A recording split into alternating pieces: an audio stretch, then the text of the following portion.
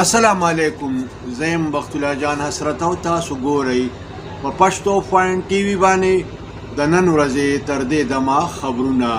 दोस्तों, अगरचे आपने हमारे चैनल को अभी तक सब्सक्राइब नहीं किया, सब्सक्राइब का रेड बटन क्लिक करके हमारे चैनल को सब्सक्राइब करें।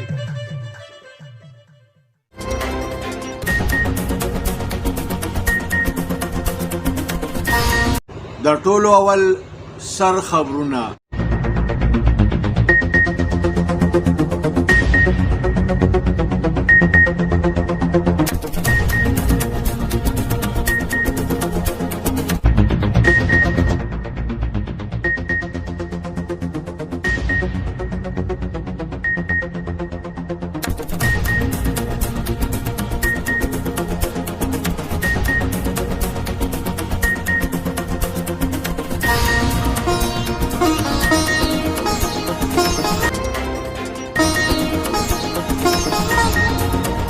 په تیرو 40 غنټو کې په ملک د کرونا وایرس له کبله 250 کسان نور مړه شوي دي. ډي جي آی اس پی آر ویلي دي چې د بھارتي آرمي چیف په کنټرول لاین باندې د سیز فایر په حواله باندې بیان ګمراه کن دی. وزیر اعظم عمران خان ویلي دي چې سی پیک د پاکستان او چین لپاره د سټریټیجیک اهمیت منصوبه ده. وزیر خارجه شاه محمود قریشي ویلي دي چې د کشمیر مسله زموږ د خارجه پالیسۍ اهمه ستنه ده. وفاقي وزیر داخله شیخ رشید ویلي دي چې د ټي ټي پی سره د مذاکراتو دپاره زموږ وفد دوباره تللی دی. ویلی شوي دي چې مشیر احتساب و داخله برګیډیر ریټایرډ مصدق عباسي د 8 کروڑ 80 لک روپو د اساسو مالک دی. د مسلم لیگ نون مرکزی سینیر نائب صدر مریم نواز ویلي دي چې موجوده حکومت د پاکستان لپاره د دهشتګردۍ په شانتي خطرناک دی. د میا محمد نواز شریف د میډیکل ریپورټ د چانبین لپاره کمیشن جوړ کړی شوی دی. الیکشن کمیشن د مولانا فضل الرحمن رور ته د بلدیاتي انتخاباتو د ضابطه اخلاق د خلاف ورزۍ نوټس ورکړی دی. حکومت ته په هاوس کې دننه د شکست ورکولو لپاره د اپوزیشن جماعتونو د مشرانو د اپوزیشن لیډر په صدارت کې اجلاس شوی دی. په بھارت کې د فحش فلمونو د جوړولو په الزام کې گرفتار بزنسمین خپل د کروڑونو روپو جایداد د خپلې کور ودانۍ نوم ته منتقل کړی دی. د امریکې د دفاع اهم مرکز پینټاګون ته ناڅاپه د یو چرګې په داخله باندې هلچل جوړ شو. معلومه شوې ده چې د هړتال او احتجاج دا سلسله د فرعون د زمانې نه شروع ده. په برطانیه کې د معمول خلاف د سپرلي نه یوه میاشت مخکې یو بوټي ګلونه نیولي دي. پی سی بی د محمد حسنین د بالینګ اکشن په وجه باندې د بالینګ غیر قانوني ګرځولې دی، پابندي پې لګولې ده. د اووم پیسل په 10 میچ کې اسلام آباد یونایټډ کویټي ګلیډیټر ته په 4 وکټو ماتې ورکړې ده. پی سی بی د آسټریلین کرکټ ټیم د دوره پاکستان د نوي شیډول اعلان کړی دی. د ملک د نورو برخو غونډه کې په خیبر پښتونخوا کې نن یو ځل بیا موسم خشک او یخ و.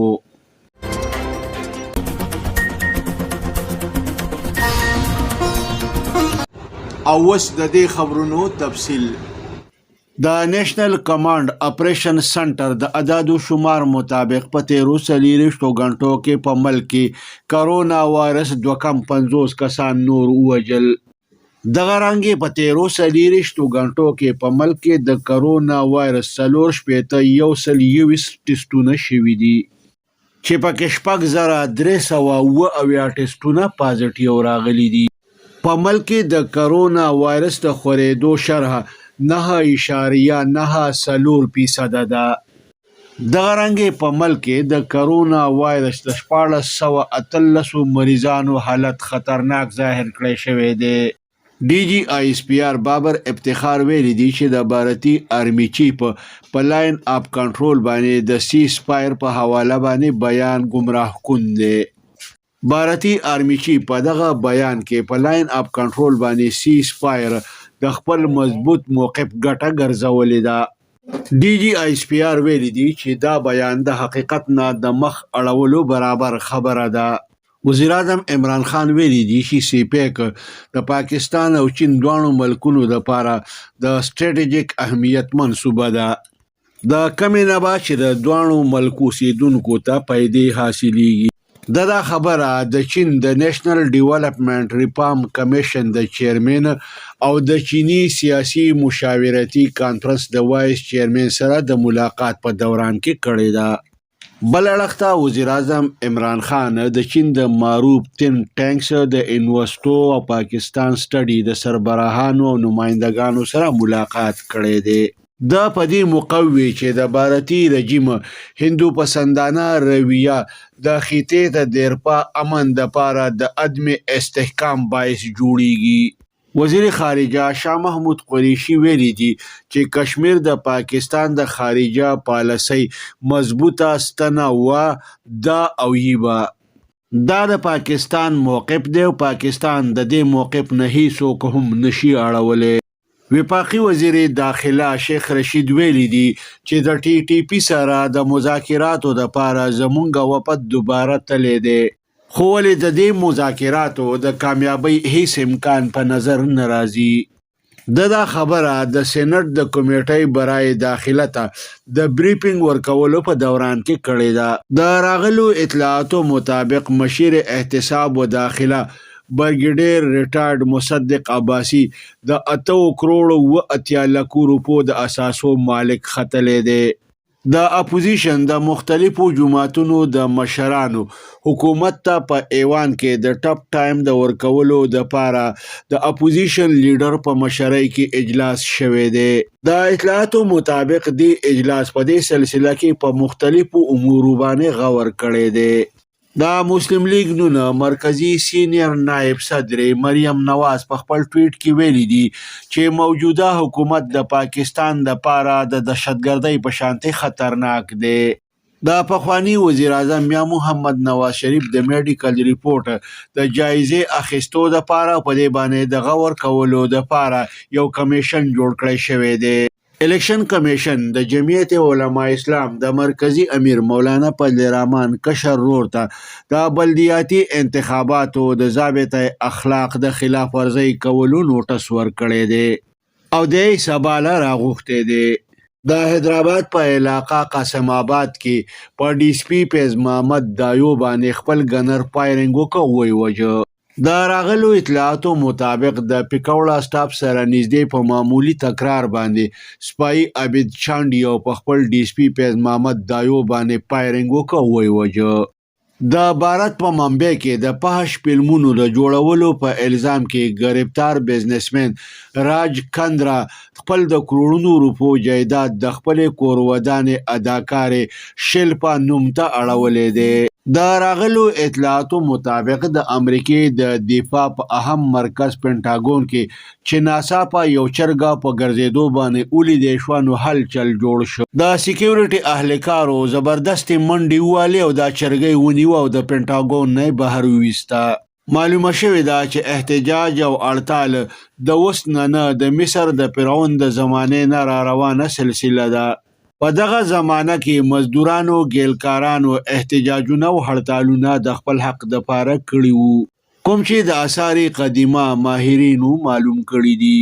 د راغلو اطلاعاتو مطابق په برطانیه کې د معمول خلاف د سپرلي نه مخکې یو بوټي ګلونه نیولي دي. دی بوټي د معمول خلاف تقریبا یوه میاشت مخکې ګلونه سپړدي دي. وایي چې دا په موسمونو کې د راغلي بدلون نتیجه ده.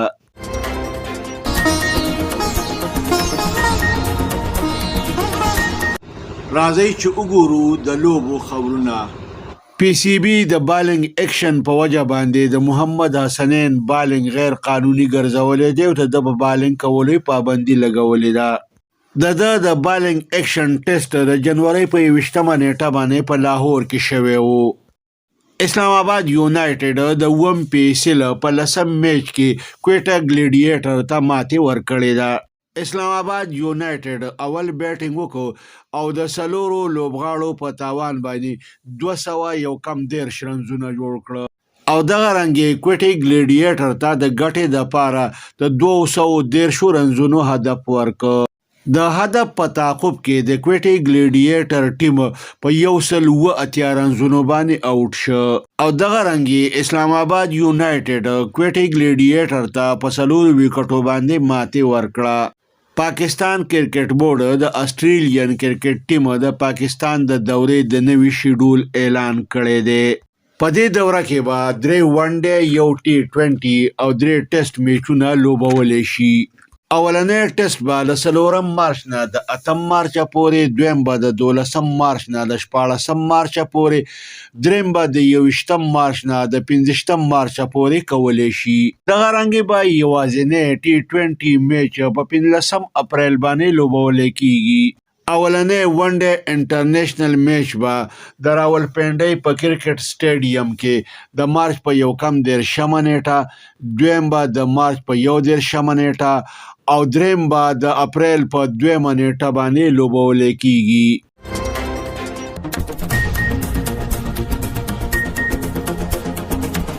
او اوس ګورو د موسم حال. نن د ملک د نورو برخو په شانتي یو ځل بیا په خیبر پښتونخوا کې موسم خشک و، خو بل اړخ ته یخې هواګانې چلیدې او سخته یخني وه. دې سره د نن ورځې خبرونه پای ته رسي. ښاد او آباد اوسئ. د لوی الله په امان. दोस्तों, अगरचे आपने हमारे चैनल को अभी तक सब्सक्राइब नहीं किया, सब्सक्राइब का रेड बटन क्लिक करके हमारे चैनल को सब्सक्राइब. कतुनको पश्तो फाइन टीवी सब्सक्राइब कई دا ټلۍ په بټن غوته کېدی او دغه رنګې دا خبرونه کتنه د خپل ژوند معمول وګرځوئ.